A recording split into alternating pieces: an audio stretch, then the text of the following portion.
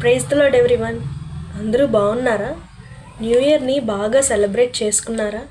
లేకపోతే ఆ ఇయర్లానే ఇయర్ ఉంటుందని చెప్పి దేవుని మీద సనుగుకుంటున్నారా? మీరు కావాల్సింది జరగడం లేదని దేవుని మీద సనుగుకుంటున్నారా? అయితే ఒక మాట, అప్పట్లో ఇశ్రాయేల్ కూడా ఇలానే దేవుని మీద సనుగుకున్నారు.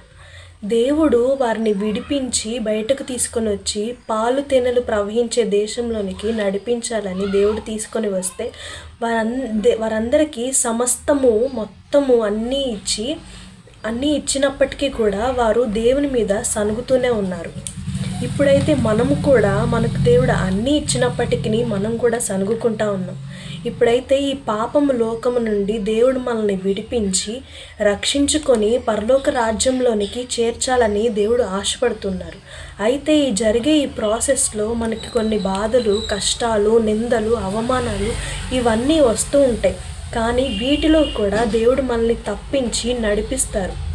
ఈ లైఫ్ ఇంతే, ఇయర్ కూడా ఇంతే, ఇంకా మాకు ఏది మంచి జరగదు అని చాలామంది అనుకుంటూ ఉంటారు కదా. అయితే మనము ఇన్ని రోజులు ఇంతవరకు ఉన్నామంటే అది దేవుని కృప మాత్రమే. ఈ ఇయర్లోనికి కొంతమంది రాలేదా, వాళ్ళకి హ్యాపీనెస్ ఉండదు. కానీ మనకు దేవుడు ఈ హ్యాపీనెస్ని ఇచ్చాడు కాబట్టి మనం దేవుణ్ణి స్తుతించాలి, మహిమపరచాలి.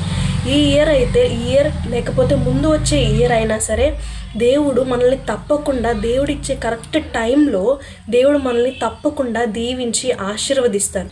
అప్పుడైతే ఇశ్రాయేలుని దేవుడు విడిచిపెట్టకుండా వారిని చివరి వరకు తోడుగా ఉండి దేవుడు నడిపించారు. ఇప్పుడు కూడా మనతో కూడా దేవుడు ఉండి మన కష్టాల్లో, మన బాధలన్నిటినీ విడిపించి గొప్పగా దీవించి ఆశీర్వదించబోతున్నాడు. Amen. I wish you a happy new year. God bless you.